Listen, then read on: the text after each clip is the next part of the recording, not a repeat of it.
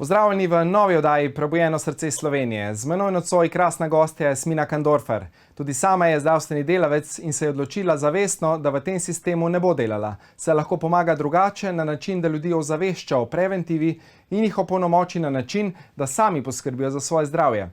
Z nahrbtnikom je prepotovala svet in se povezala z različnimi plemeni, ljudstvi po vsem svetu, od katerih se je učila tradicionalnih znanj. Je avtorica knjig Kako živeti v obilju, Darilo teme, Sporočilo iz druge galaksije in nekaj 10 e-priročnikov iz področja pomlajevanja in hormonskega ravnovesja, kar je tudi njena specialiteta. Je izvršna producentka in lastnica blagovne znamke Klepet ob kavi, kjer nastopa v mnogih vlogah, včasih čistilka, producentka, predavateljica, voditeljica in še mnogo drugega. Podjetje vodi povsem drugače kot večina lastnikov, predvsem je vodja, ne šef, in njena naloga je, da inspirira ljudi, ne da jih izkoristi. Sicer pa živi v leseni hiši sredi ničesar na skrivni lokaciji, kjer diha čist zrak in pije vodo iz svojega izvira. Je ekološko, živi brez Wi-Fija in je biohacker. Pred letom je tudi rodila doma. Torej znanje, ki ga ima, tudi živi. Zakaj se je odzvala mojemu povabilu? Želi predvsem gledalca spodbuditi k temu, da sledi sebi, svojemu talentu in prevzame odgovornost za lastno zdravje. To je ključ. Počaščen sem, da je danes v naši družbi gospa Jasmina Kandorfer. Dobrodošli, pozdravljeni še v zadnji oddaji sezone, oddaji Prebujeno srce Slovenije. Začeli smo z igralko in voditeljico Zvezdano Mlakar, zaključujemo pa tudi z voditeljico Jasmino Kandorfer. Dobrodošla, pozdravljeni. Hvala. Kako si kaj dogaja? Jaz vam zmeri isti odgovor. V redu pa še na boljš kaže. Super. In resnica je, da zmer na boljš kaže. Tako da dejansko, ja. Bravo. V napovedniku sem napovedal dejansko, oziroma sem povedal tudi, da živiš na eni skrivni lokaciji, da v bistvu vse to, kar učiš, tudi živiš. Mogoče nam kakšno besedo na to temo malo poveš. Ja. Kaj ne rečem? Ne vem, practice what you preach je ena izmed, takih stvari. Meni se zdi, da je to, ne da je to pomembno, ampak meni se zdi to samoumevno. In pravzaprav me preseneča, ko vidim, kako ljudje znajo pridigati, znajo govoriti, kako smo vedno bolj pametni za druga, kakor za sebe, sami pa dejansko tega ne izvajamo. In zdaj sama vidim, kakšen krog v življenju sem naredila. Z vsemi izobraževanji, z vsemi potovanji, z vsemi spoznavanji različnih koncev sveta, pa vsega ostalega. Vidim, pri čemu sem. In veš, pri čemu sem? Je pri osnovah. Torej, kakšen zrak dihaš, kakšno vodo piješ, kakšno je tvoje okolje v smislu, a je obremenjeno, a ni obremenjeno z vsemi tistimi nevidnimi zadevami, ki niso nič ezoteričnega, pač pogledaš, vidiš Wi-Fi in vse ostale zadeve. Se pravi, čist nazaj k osnovam. In ko imaš to osnovo poštimano, v bistvu nič druga niti ne rabiš, ne vem, kaj še potem delati. In to je tisto, kar jaz sama želim živeti. In to, kar sama tudi živim.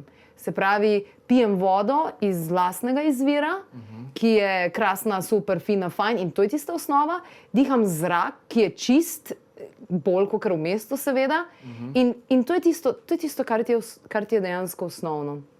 Tako da meni je to pomembno. Meni je to zelo pomembno oziroma mi je samoumevno. In to, da živiš, kar govoriš, je tudi zame najlažje, bom rekla. Ker jaz delam veliko stvari, ker me veliko stvari zanima, rada jih raziskujem in tukaj ostanem v tej svoji iskrenosti. Ostanem v temu dejansko, kar sem. Kaj ti? Če bi jaz mogla dati masko gor, pa različne filtre, kaj sem v tej vlogi, kaj sem v uni vlogi, zdaj pa moram biti to, zdaj pa moram biti uno, pa tretje. Pač ne bi imela energije dost. Absolutno. To te utrudi, ne? Utrudite. Ja. To te ziher utrudi. In pač, če nimaš mask, če si pač brez filtra... Bodi to, kar si, ne? Ja, je lažje. Lažje je živeti, no? Bolj pretočen si dejansko.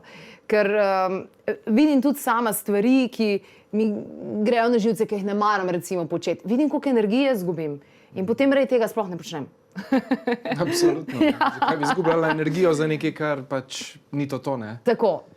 Se pravi, to ne pomeni, da zdaj delaš v življenju samo tiste stvari, ki so ti fajn, seveda pridejo bolj, ampak najdeš način, najdeš svoj način.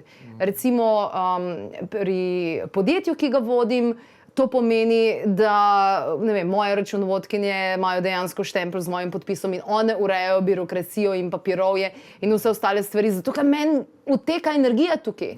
Svojo energijo pa rejdem v tist, kjer jaz čutim svojo poklicanost. In tam, kjer si pa dejansko poklican, tam pa šiba na polno. Tam pa lahko rasturaš, ne? Z oddajami Klepet ob kavi 7 sezon že, koliko gostov je že bilo? Čez 3000 zagotovo že, no. 3000 gostov, wow. Ja, različni. Pa je že številka. Je. Kateri gosti so ti največji izziv mogoče? Mogoče so mi največji izziv gostje, ki ne poznajo oddaje Klepet ob kavi in ne poznajo našega stila, ne poznajo naše misije, ne poznajo tega, kaj dejansko mi smo. In takih gostov je kar nekaj. Se pravi, to so gostje, ki gledajo, povabili so me nekam na televizijo. Televizija je orodje za manipulacijo, se pravi, govorijo laži, imajo gor maske in vse take stvari. Se pravi, neke take predsodke, to so ponavadi prebujeni ljudi, ki dobro vidijo. In taki so mi izziv, zaradi tega, ker pridejo, oziroma že, ker se pogovarjam z njimi, a bojo sploh prišli ali ne bojo prišli, moram dejansko jim prikazati, oziroma ne prikazati, oni morajo začutiti. Morajo dejansko začutiti. In potem, ko začutijo, so v bistvu presenečeni. In pridejo čist z drugo frekvenco in pridejo čist na drugem nivoju, ker vidijo, da vendarle ni to. In to mi je tudi nekaj, kar je zelo zanimivo. Ti prvi vtisi. Kazmiri govorimo, zanaši se na prvi vtis. Ja, sedaj se, sam dostikrat se pa lahko pošteno zmotimo, sploh, ko pademo v to obsojanje. Tako je. In jaz sem bila v tem zelo dobra. Še zdaj včasih, priznam. Ja, včasih pademo v vibraciji, ne? Tako da je pomembno, da dvigamo vsak dan, vsak trenutek, praktično vsak vdih, vsak izdiha. Ne? Ja, vsak na svoj način. Tako, ja. Kaj ti še uporabljaš od teh tehnik, recimo, ne, na sebi? Poleg tega, kar smo že povedali. Narava pa to. Upoštevanje cirkadialnega ritma. Sama menim, da je to neka osnova in zelo pomembno za vsako žensko. Se pravi, cirkadialni ritem je zdaj fancy šmensi beseda, kaj nekaj let nazaj je bila celo Nobelova nagrada na to temo. V osnovi gre pa za neko bioritemsko uro. Ti to zelo dobro poznaš kot zdravnik, se pravi, vsak organ ima nek svoj čas in to so tudi ugotovili, ker so operirali, recimo, vranico v določenem času, kako se je dejansko odzvala. In sama živim po cirkadialnem ritmu. Kaj to pomeni? To pomeni, da se zbudim med 4-5 uro zjutraj in tam do 7 je čas debelega črevesja, se pravi, takrat je najbolj optimalno, greš kakat.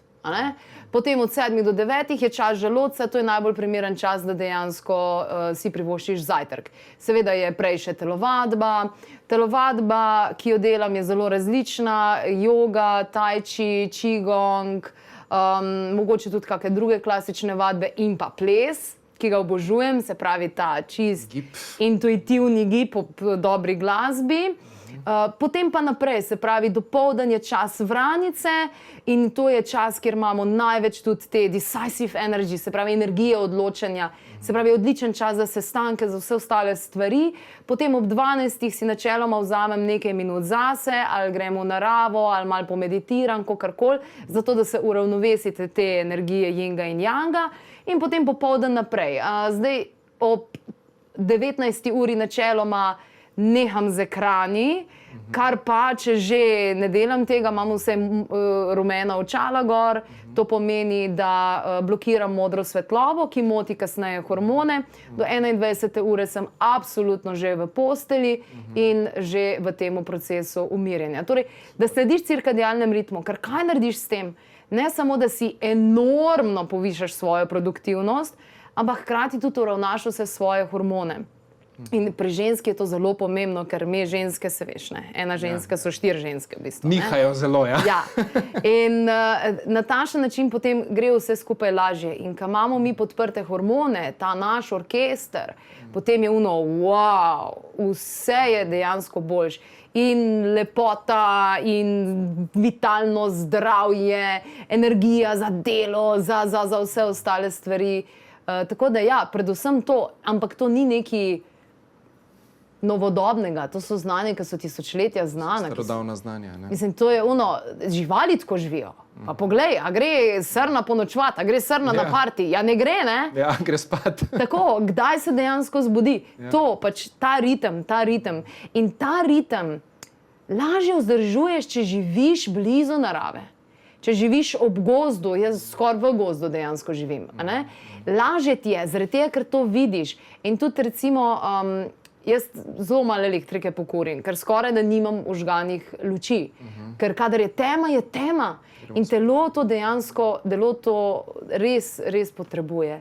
Take stvari, pa recimo, da spim v popolni temi. Ja, zaradi melatonina, ne? Zelo pomembno. Tako, Ja. ker a veš, finta je, če ti zvečer kortizola dosti ne znižaš, ne bo prišlo do melatonina, če ne bo prišlo do melatonina, ne bo prišlo do rastnega hormona, ojej. In imaš celo štalo, zmedo. Celo štalo. Ja. In potem je zanimivo, ker jaz dosti poučujem o hormonih Si ženske. specialist tukaj, ne? Na hormonih praktično. Mislim, Ja, specialist. zdravnica, ne? No, ampak- Rada poučujem to. In potem je finta. Velikokrat pridejo na moje vikende za dušo ali pa na seminarje pridejo ženske, ki ful denarja zmečajo za drage kreme, Ja. za ful huda, ne vem kakšna prehranska dopolnila in seveda za ne vem kakšne šejperje in ne vem kaj že vse, ki te oblikujejo in tako naprej. Skratka, ful so pripravljene za to narediti, pa trpeti pri kozmetičarki, pa hoditi na nategovanje, ne vem česa vse, pa dati ful denarja za različne operacije in tako naprej. Ma niso pa pripravljene iti pravi cajt v poslo. Pa si zadekati dol okna zato, da bo imele popolno temo. A veš, kako je to smešno? Ja, tiste Res je osnovne smešno. stvari zelo enostavne, ne? Ja. A veš, in gremo ful nekam gremo na 85. korak. Baze ne bomo naredili. Torej, graditi hišo pri temelju, ne? Zato, da se Ja. ne bo podrla, ne? Ja. Okay. Tudi sam veš, recimo, tudi ti si imel veliko že zdravilcev, terapevtov, takih in drugačnih. Vsi ti bojo isto povedali. Ni problem, da smo mi tukaj blokirani. Problem je, da smo mi, da nismo Spodaj. prizemljeni. Ja, točno to. In To je osnova. Ja. Tukaj Bova je key. nadaljevala po kratkem predahu, tako da se vidimo čez nekaj trenutkov. Dobrodošli, pozdravljeni v drugem delu oddaje Prebujeno srce Slovenije. Z menoj krasna Jasmina Kandorfer, govoriva o hormonskem ravnovesju, a ne? In ko sva že pri tem, ne, rodila si doma. Je tako? ja, to se čist povezuje z hormonskim ravnovesjem. Tako. To je, lahko bi tudi tako rekla, ne, zdaj, če se malo pohecam. To je dokaz, da imam res veliko pojma o hormonih, zaradi tega, ker porod doma je čist naravni, resnično najbolj naravni proces, ki ga 100% opravijo hormoni, če jim to pustimo, pa če jih sploh še imamo. V tem smislu, da jih z vsem zadevam, ne, v tem svetu, toksičnim in tako naprej, nismo čisto zablokirali. Tako da, ja. Kako je bila ta izkušnja? No? Porod doma je nekaj, zaradi česar me ljudje vidijo kot pogumno žensko. Kar je popolnoma drugače, kot jaz vidim zadevo. Jaz vidim, da je porod doma nekaj, kar naredi ženska, ki se boji iti v porodnišnico. In pri meni je bilo definitivno to tako. Porodnišnica ni nekaj, kar bi meni vzbujalo zaupanje. Sama sem delala na različnih inštitucijah, videla sem, kako funkcionira zdravstvo. Krasni ljudje delajo v zdravstvu, ampak sistem ni narejen za ljudi. Sistem je narejen za sistem, zato da funkcionira. In porodnišnica ti ne more nuditi tisto, kar sem jaz želela. Zdaj pa, imamo pa ženske, ki se bojo najbolj varno počutile v porodnišnici. In bi bile najraje od 6. meseca naprej v porodnišnici, da bojo pripravljene ziher, ko bo voda odtekla ali pa se bo karkoli začelo. Vse zrihtali drugi, ne? In take morajo iti v porodnišnico. Ja, rabijo to. Take morajo iti v porodnišnico. To je enkrat ena. Jaz sem pač drugače tukaj čutila in sem pač to naredila. Zaradi tega, ker določene stvari, ki jih moraš zagotoviti porodnici, če hočeš, da njeni hormoni, osebni hormoni to speljajo, so tišina, so tema, so dejstvo, da imaš okrog sebe samo poznane ljudi, s katerimi si res povezan. Tega v porodnišnici nimaš. Zakaj? Uletavati folk, ki ga ne poznaš, ni tišine, vse je tam trušč in grušč, nikoli ne veš, koga boš dobil. Močne luči so, zenica je direkt povezana z materičnim vratom, kar se odpiranja in vsega tiče. Tam si številka na nek način in ti imaš določen čas, da rodiš, in če ne boš, ti bojo dali dopinge. Doma imaš ti vse, kar hočeš na tem svetu. Sam si pripraviš svoj prostor in enostavno pustiš telesu, da naredi. Najbolj pomembna stvar pri porodu doma je najbolj pomembna stvar v življenju. Do not interfere. Ne se vmešavati. Pust life naj teče. In tudi porod potem teče. Teče in je bilo lepo, ne? Ja, bilo je definitivno lepo. Sem se pa tudi konkretno pripravljala na to. V tem smislu, da sem se povezala s sabo, da sem se povezala z okoljem, da sem predvsem, da sem koncept, da je bolečina nekaj, kar me ogroža, da sem to preobrnila. To ni bolečina, ki me ogroža, porodna bolečina, ampak je useful, torej je koristno. To pomeni, da smo bližje temu, da se dejansko da se mora dogajati. In da ne bežiš stran od tega, ampak da dejansko greš noter v to in se prepustiš. In potem lahko odide. Ja, in res zelo, zelo močna izkušnja. Jaz sem tudi napisala celotno zgodbo kreacije, ker spočetje je bilo zavestno, nosečnost je bila zelo ozaveščena in vse te stvari sem zapisala za vse druge ženske. Tako priročnik je brezplačen na Klepetovi spletni strani in prebrali ga je že 10.000 žensk in sem zelo hvaležna, da lahko dam te informacije naprej, ker tukaj jaz čutim, da je moja vloga v Sloveniji, da te informacije dam naprej, se pravi, da sem neko stičišče tega, da dam naprej in svoje in hkrati tudi ostale. Zato si tudi seveda bil ti v moji oddaji, ker delaš rastur na tem področju, ker koncepte dejansko preobračaš, zaradi tega, ker ljudje odpirajo srce, vidijo stvari drugače, vidijo te v različnih vlogah. To je to. Mi dva sva iste pasme. Tako je. Ja, skupaj smo močni, ne? In ko se združimo, potem lahko že delamo. Ne? Ampak a ti čutiš, koliko je v zadnjih parih letih, sploh pa v zadnjem letu, kako je močno obdobje povezovanja? Ja, noro je zdaj, res. Kar prihajajo ti ljudje dejansko, ki vibrirajo na podoben način in se samo delajo in se tkejo nove zadeve. In to je, jaz sem ful hvaležna za to. Jaz tudi, ja. Končno je prišel ta čas, ne? Ja. Da lahko sokreiramo skupaj nekaj dobrega za Slovenijo in potem širše, ne? In vse, kar moramo narediti, je to, da smo sproščeni in spontani. Tako ne, to je to, ne. Kako ti ohranjaš to sproščenost, spontanost, razigranost, ne, kar je tudi tema te oddaje? Dejansko s tem, da ne skrbim za svojo javno podobo. Pač sem to, kar sem. Delam bedarije, velike bedarije. Divjam, sem to, kar sem. Ne gane me, resnično ne gane me, ker ne dajem gor mask. In zaradi tega, ker ne dajem gor mask, sem pretočna, sem sproščena, sem dejansko spontana. In ta spontanost meni zelo veliko pomeni, kajti jaz ne bi mogla živeti v svetu, da bi mi nekdo rekel, kdaj grem na dopust, kdaj bom to, kdaj bom ono, kdaj bom tretje. Pač jaz imam rada to, da sem spontana. Ker kar sem ugotovila, ker si ti strateško vpet v life, se pravi, danes je ponedeljka, v ponedeljkih ob torkih in tako naprej, kje je zdaj tle prostor za to, da bo vstopila sinhroniciteta, da ti bo poslala tega človeka, poslala to priložnost, to možnost. Sej se bo našla pot, ampak verjetno na tak mal bolj nasilen način, ne? Kadar smo pa mi spontani, kadar smo pa mi sproščeni, kadar pa mi, ker life nam, v mojem modelu sveta, life nam cel cajt sporoča stvari, skozi nam kaže, dej pet tja. In zgodila se mi je ena stvar, ko sem bila stara 19 let. Šla sem od fanta in imela sem možnost, da grem od njega do doma po 2 poteh. isto kilometrov, isto. A ne?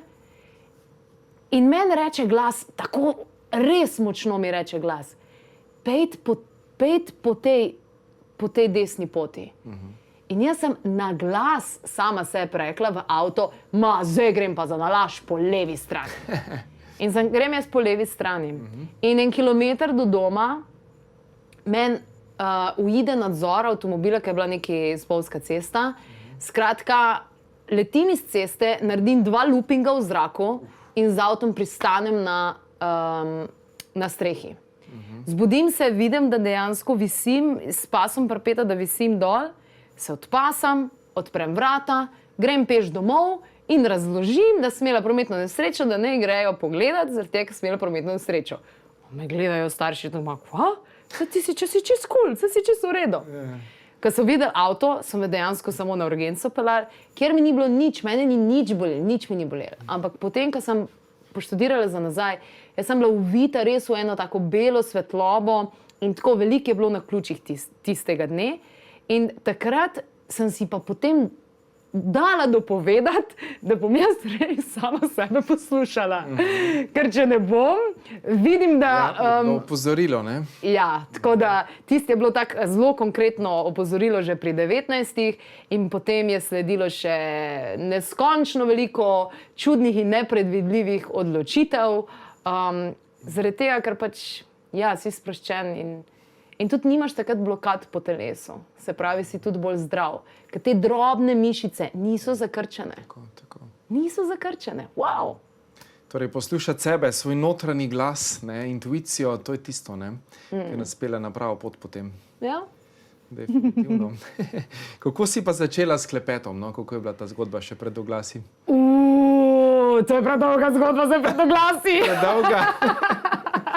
Prej si bila na radiju tudi, ne? Ja, mislim, jaz ugotavljam, da me je celo življenje pripravljalo na ta projekt, ker je bilo zelo nerazumno. Jaz sem bila v srednji šoli sem začela delati na radio in srednja šola moja je bila ekonomija. Iz ekonomije sem jaz potem rekla, da grem študirati zdravstvo. Kaj? Zdaj to? Kaj? In še vedno na ekonomiji sem bila briljantna maturantka, gospodarstva, ne vem kaj še vse, jaz grem zdravstvo študirati, nič jasno. Potem, da študiram zdravstvo, vmes sem seveda začela delati že na televiziji in vse te stvari. Nič mi ni bilo jasno. Hkrati me pa je zanimala duhovnost, pa osebnostna rast, pa ezoterika, pa vse take in drugačne stvari, pa potovanja, pa tako. Kako gre to skupaj? In danes pri projektu Klepet ob kavi rabim vse to. Jaz vodim podjetje, kar pomeni, da rabim znanje iz gospodarstva, iz ekonomije. Hkrati se lotevam zdravstvenih tematik. Rabim znanje iz področja zdravstva, zaradi tega, ker rabim to.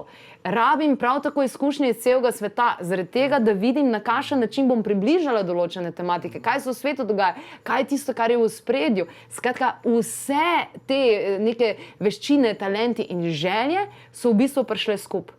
Ampak na kakšen način? Samo, da sem sledila svojemu srcu. Zaradi tega, ker vse je bilo nelogično, meni je tudi bilo nerazumno. Pa me to zanima, pa me to zanima, pa me to zanima. Ja, ampak jaz bom temu sledila. Ampak na koncu mi je vse sestavljalo. Vse se sestavlja. No, na koncu, to je šele začetek. Začetek, Boris bi rekel, šele začenjamo, najboljše šele prihaja. Ja. Tako da hvala, bova nadaljevala po kratkem predahu, ko se ponovno vidimo. Dobrodošli, pozdravljeni še v zadnjem, tretjem delu oddaje Prebujeno srce Slovenije. Z menoj krasna Jasmina Kandorfer, ki je tudi avtorica 3 knjig in sicer Kako živeti v obilju. Je ena knjiga, ki jo bova tudi danes podarila nekomu, ki bo nepravilno odgovoril na nagradno vprašanje. Druga knjiga Darilo teme in pa Sporočila iz druge galaksije. Kako je prišlo do teh knjig, mogoče najprej za začetek? Moram reči, da jaz zelo hitro pišem. Zelo hitro pišem in ponavadi pišem, kadar sem na letalu. In ker je moje življenje polno dolgih letalskih letov, zelo hitro nastanejo knjige. Zdaj pa, mislim, čisto odvisno, zmeraj izhajam iz sebe, nikoli v življenju nisem prišla do trenutka, da bi rekla, jaz bom pa zdaj eno knjigo napisala. Kaj bi pa pisala? Ampak je zmeraj prišlo do tega, moj bog, če jaz tega ne bom zdaj napisala in dala ven iz sebe, me bo razgnal, razstrelil me bo. Jaz to moram. In prav spomnim se, ko me enkrat partner, ko me je snemal na letalo, ko sem jaz,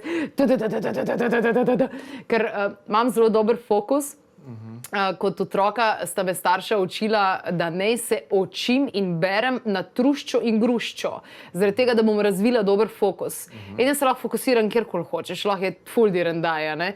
In padem noter v svoj flow in ko padem noter v ta tok, se lahko po 8-9 ur brez prestanka, takrat tudi nulet ne rabim iti, ampak padem noter in samo tipkam. Tako da, ja, zgodi se takrat, kadar je dejansko nuja. Zdaj, darilo teme je nastala, ker sem bila na enem potovanju po Borneu, pa potem tudi na Baliju, kjer sem bila ravno v obdobju, torej tam sem bila dober mesec in v tem dober mesec je bilo 100 potresov, med drugim tudi ta najhujši. In knjiga, ki se je pisala, je bila Darilo teme. Zanimivo. Se pravi, kako prepoznati, da vso sranje, ki se nam dogaja v lifeu, je v bistvu dobro za nas. Se pravi, vse, kar se nam zgodi, je darilo, zavito lahko v boleč celofan, trpeč, boleč celofan, ampak če ga odpremo, vidimo, da dejansko je darilo. Ker vsak, ki tudi tale trenutek gleda, če se spomne za nazaj, nekaj ful slabega, ki se mu je zgodil, danes lahko že morda vidi, zakaj je bilo to dobro. Vse je za nekaj dobro, vse je za nekaj dobro. To drži. Tako da ja. Super, super. Torej, ta knjiga je v bistvu darilo, ne? Darilo, da ljudje prebudijo tisto speče v njih, mogoče, ne? Pa ne bi rekla, da prebudijo, samo da razumejo, da niso rojeni pod nesrečno zvezdo, da niso reveži, da niso bogi, da niso žrtve, ampak da pač, lej, stvari se dogajajo zaradi tega, da gremo naprej, pač brca v rit. In vesolje te brcne v rit najprej mal, lahko rečemo temu tudi Bog, kreator, veliki programer, karkoli pač rečemo. Najprej je mogoče to, ne, tako, potem je pa... Če ne razumeš, je pa hujša lekcija. Ja, in je vedno hujša, in je vedno hujša. Se pravi, če se ti v lifeu dogajajo same stvari, ki so zelo hude, ja pa da je že enkrat dojem, nekaj ti hoče vesolje sporočiti, dojem kaj. In dejansko darilo teme govori o tem, da so stvari, situacije, tudi bolezni in tako naprej. Kaj je zadaj sporočilo? Se pravi, kaj je zadaj sporočilo? Ti to vidiš kot nekaj groznega, katastrofalnega, ampak kaj je zadaj sporočilo? Kaj to dejansko pomeni? Kad to ugotoviš, pol hitro napreduješ. Potem se začne transformacija. Podzavesti in vzorcev in vsega. Se ti to z ljudmi delaš na koncu pri individualnih. Pa evo, to ti je to. To je to, ja. Zdaj pa lahko rečeš temu, kakor hočeš, ampak dejstvo je, da to te osvobodi. Tako, na koncu je cilj svoboda na vseh nivojih. Spontanost, razigranost. Tako. Torej, dejva nagradno vprašanje za to knjigo, no? Za naše gledalke in gledalce. Kako živeti v obilju oziroma karkoli drugega, mogoče kaj bi dala za vprašanje. Za nagradno vprašanje. Za nagradno vprašanje, ja. Predlagam, da ljudje napišejo, kaj je njihova definicija obilja. Torej, obilje, kaj je zate obilje? Zaradi tega, ker zame je obilje to, da si sama zberem, kdaj bom šla na potovanje, na dopust, kakorkoli pa že. Kaj je zate? Za enega je obilje to, da ima Maseratija. Za enega je obilje to, da ima novo obleko. Za enega je obilje to, da živi v naravi. Pač, kaj je... Da ima lepe odnose, recimo. Tako. Se pravi, obilje ni samo denar, ampak je celo življenje. Se pravi, kaj ti dojemaš, kdaj začutiš vibracijo obilja. Recimo, kad dežuje, je izjemno obilje dežnih kapljic, vsaka ima svoje sporočilo, vemo, kaj voda je, ne? Oziroma ne vemo, kaj je, vemo pa, da je veliko več, kot mislimo. Skratka, kdaj ljudje doživljajo to stanje obilja? Pa ne pisati obilje ukrepov. Tega imamo že vsi preveč, ne? Je neko obilje, ki prinaša določene koristi. Najboljša dela tega sveta, kdaj so nastala? Med takim sranjem, kot je zdaj. To, kar se zdaj dogaja, ne? Da. Torej, je spet ena tema, ne? V kateri lahko prepoznamo nekaj dobrega in nekaj stvari naredimo, ne? Veš, kaj mi je zanimivo? Poznam dve vrsti ljudi. Eni mi rečejo, ma te izolacije, pa te zadeve, pa zakon. Meni je tukaj fajn, une knjige sem prebral, to sem napisal, uno sem naredil, zrihtal sem si doma, feng shui sem poštimal, wow. Potem imaš pa drugo sorto ljudi, ki pa dejansko ne čutim svobode, tišči me, anksioznost, kaj bo, negotovost in tako naprej. Čakaj malo, mi živimo v isti državi. Kaj je zdaj finta, da en doživlja to, drug pa doživlja drugo? Čem je zdaj finta? A veš, v čem je finta? Jaz rečem takole, imamo dva kroga. V enem krogu so stvari, na katere imamo vpliv. In v širšem krogu so stvari, na katerega nimamo vpliva. Zdaj pa, uspešni ljudje se bojo ukvarjali bolj s tistim, na kar imajo vpliv.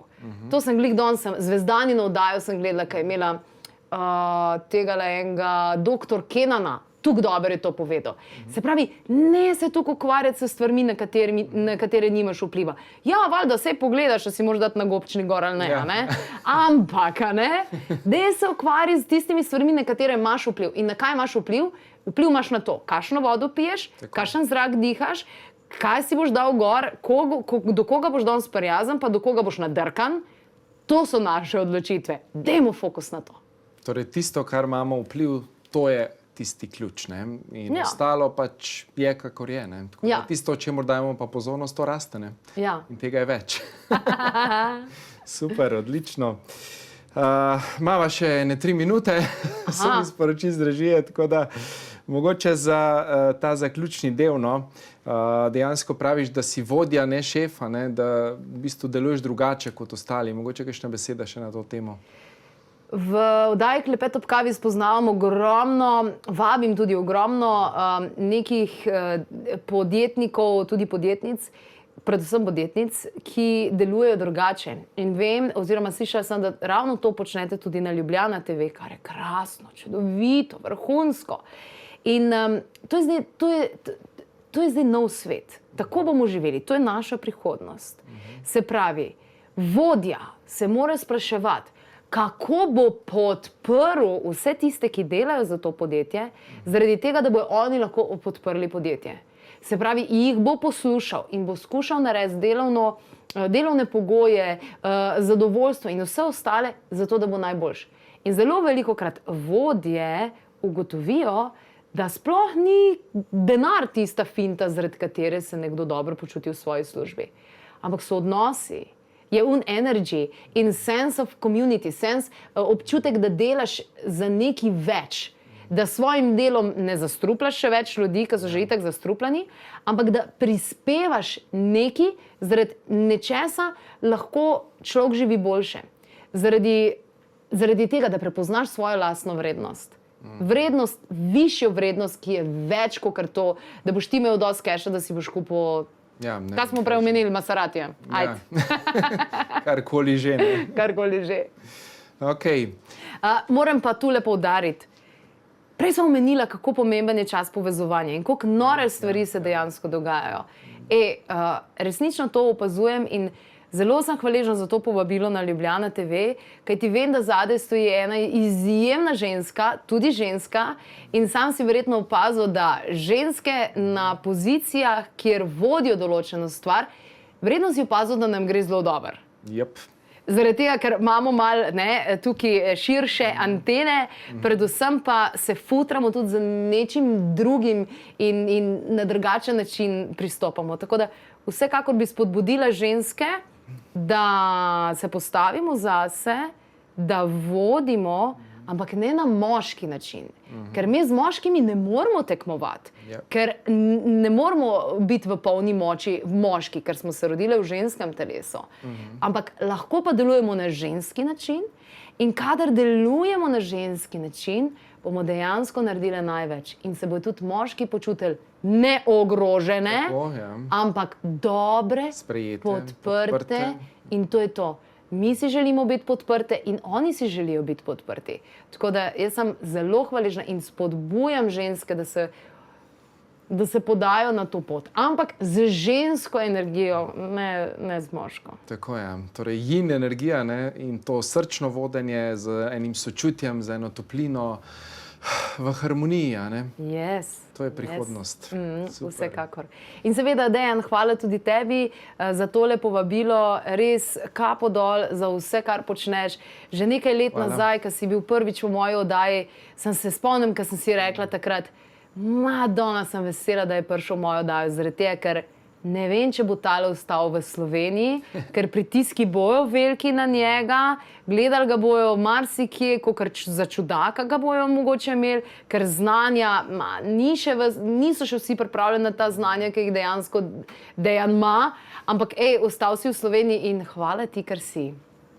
Hvala, enako lahko rečem, res velike stvari delaš, res moj poklon in spoštovanje, tako da sem res vesel, da sva danes tukaj naredila to oddajo in da sva morda prebudila še koga. Tako, vsekakor. Zdaj sva drugega pohvala, to je to, konc oddaje. Itak smo na koncu, so mi rekli, da rabimo zaključiti, tako da hvala ti še enkrat. Hvala tudi vam, drage gledalke, gledalci, ker ste bili to prvo sezono oddaje Prebujeno srce iz Slovenije tukaj z mano in z mojimi gosti. Tako da verjamem, da se vidimo na jesen. Hvala vam, ker ste bili torej z nami in se gledamo. Uživajte.